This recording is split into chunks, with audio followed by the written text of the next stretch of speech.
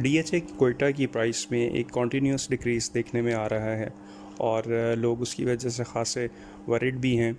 जिन्होंने बाय की हुई है वो वरिड इसलिए हैं कि नीचे आ रहा है रेट, और जो बाय करना चाह रहे हैं they are waiting for the bottom line कि ये कहाँ पे आके रुकता है, और अगर बढ़ना शुरू होता है तो फिर इसको बाइंग की जाए। उसकी एक मेन वजह तो सब डिस्कस कर ही रहे हैं कि जी पॉलिटिकल अनरेस्ट इस वक्त जो है, मुल्की हालात जो बने हुए हैं पाकिस्तान के, जो जो इस वक्त चैलेंजेस दरपेश हैं इसको, और इवन उसके खुदा न खास्ता डिफ़ॉल्ट तक करने की बात की जा रही है। वो तो इम्पैक्ट है, लेकिन अगर आप इसका कंपैरिजन करें तो there is a particular decrease in the prices of कोयटा। यू विल सी कि अगर आप इसका मुआवजा कर लें पिछले एक महीने का फ़ेज़ 10 की फ़ाइल के साथ, क्योंकि ऑल उनका रेट एक टाइम पे मिलता जुलता सा था। फ़ेज़ 10 की फ़ाइल अभी भी डीएचए लाहौर फ़ेज़ 10 की फ़ाइल जो है वो इस वक्त भी 1,24,25 इस रेंज पे है, जबकि एक महीना पहले भी तकरीबन उसकी यही प्राइस थी। और कोयटा इसके तकरीबन साथ साथ इसकी कोयटा का जो एलोकेशन है, ओल्ड सबमिशन फ़ाइल जो है उसकी बात कर रहा हूँ, वो तकरीबन इसके मोर और लेस करीब करीब था। और अभी आप देखें तो कोयटा 1 करोड़ पे आ चुका हुआ है। ओल्ड सबमिशन फ़ाइल जो इसकी एलोकेशन फ़ाइल है 1 करोड़ 1 लाख 1 करोड़ मोर और लेस आज की डेट में तकरीबन ये रेट इसका चल रहा है। जबकि डीएचए लाहौर की फ़ाइल फ़ेज़ 10 की वहाँ ही है तकरीबन 1,24,25 का उसका रेट चल रहा है। तो ऑब्वियसली हालात तो जो चल रहे हैं वो दोनों के लिए सेम हैं, लेकिन इसका पर्टिकुलर एक डिक्रीज़ है। वो उसकी पिछली 2 वीडियोज़ में भी मैंने तज़किरा किया था, लेकिन उस वक्त कुछ दोस्तों ने मुझसे इत्तफ़ाक़ नहीं किया था कि जो ही इसका मैप आया है, आपने देखा होगा कि जब मैप आया है तो एक जो इसका प्राइसेस ना रुकने वाला सिलसिला नीचे की तरफ को वो शुरू हो गया हुआ है। अर्ली बर्ड में भी ऐसा ही हुआ, अर्ली बर्ड की प्राइसेस भी बड़ी नीचे आई, और ज़ाहिर है ये ड्राइव होता है अर्ली बर्ड की प्राइस के साथ ही जो इसकी एलोकेशन फ़ाइल्स हैं या ओपन एफिडेविट्स हैं। एलोकेशन फ़ाइल भी नीचे आई, अर्ली बर्ड भी बड़ा नीचे आया, और जो मैंने डिस्कस किया था उस वक्त जैसे ही इसका मैप आया था कि वो that was not up to the mark, वो वैसा नहीं था जैसा लोगों के कम से कम जहनों में था कि एक बड़ा क्लियर सा मैप आएगा। फिर उसमें वही नैरो रोड्स की बात भी हो चुकी कि 40 फीट वाइड रोड दे दी, जबकि वो एक कनाल की कैटेगरी में कम से कम कोयटा जैसे प्रोजेक्ट में, और कोयटा का भी एक वो प्रोजेक्ट जो अर्ली बर्ड जो ये सबसे बेहतरीन अपना समझें वो एक मॉडल के तौर पे सामने आना था, उसी से प्राइस ड्राइव होनी थी एलोकेशन की।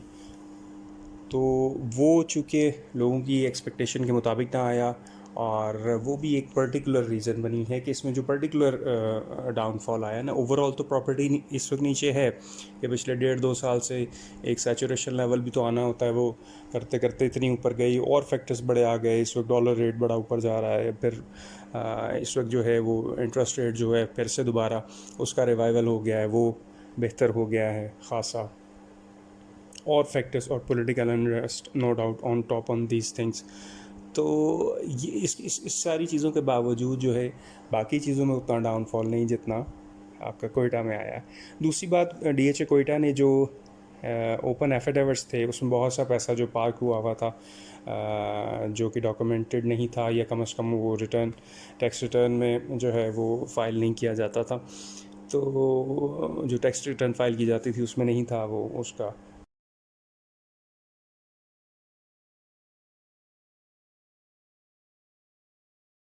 है, काइंडली उसकी सब्सक्राइब डेट द इन्होंने चैनल दे दी फॉर कि मोर इसको हम इंफॉर्मेटिव वीडियोस। इनफैक्ट उसका न्यूज़ फ्लैश अगर आप देखें तो वो है कि इसको भी वो ख़त्म करने डीएचए जा रहा है, उसका इरादा रखता है। उसकी डेट अभी इन्होंने अनाउंस नहीं की, लेकिन ये है कि उसको अब डिस्करेज किया जा रहा है और यही किया जा रहा है कि आप अपने नाम पर उसको ट्रांसफ़र करवा लें।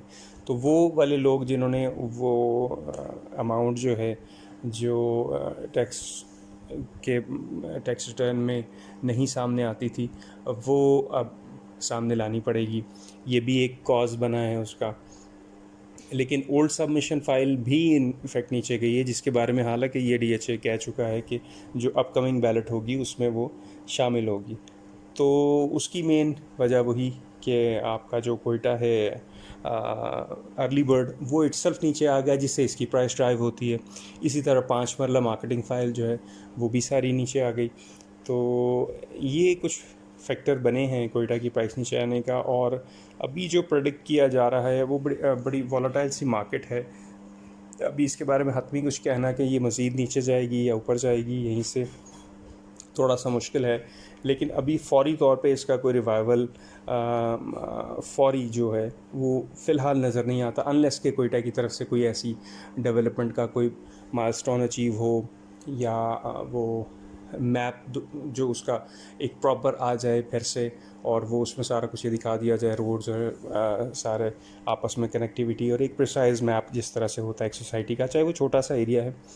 और या फिर ये है कि इसकी जो मेन इसका रिवाइवल नज़र आता है होता, वो ये है कि एलोकेशन की बैलेटिंग इसकी अनाउंस हो जाए विद अब with a detailed and comprehensive map, जो कि लोग जिस तरह से कोयटा DHA कोयटा से एक्सपेक्ट करते हैं उस तरह से इसका मैप आ जाए, फिर इसकी प्राइसेस जो हैं वो ख़ासी बेहतर इंशाल्लाह नज़र में आते हैं। क्योंकि वो फैक्टर्स तो अपनी जगह हैं आज भी कि जी कोयटा में जो है वो जो प्रॉपर्टी है वो स्क्वायर फिट के पर स्क्वायर फिट के हिसाब से जो है वो बेची ख़रीदी जाती है, और वहाँ पे बहुत रेट्स हैं प्रॉपर्टी के।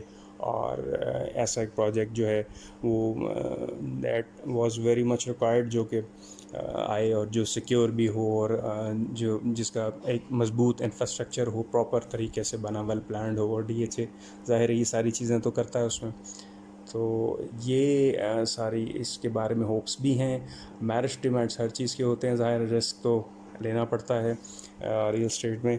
और अगेन कि DHA कोयटा के बारे में कुछ भी प्रेडिक्ट करना, it's a harder task than the others. कि अगर हम DHA लाहौर का फिर भी कुछ थोड़ी बहुत बात कर लेते हैं तो वो तकरीबन मोर और लेस वैसा ही होता है। इसके बारे में प्रेडिक्ट करना बड़ा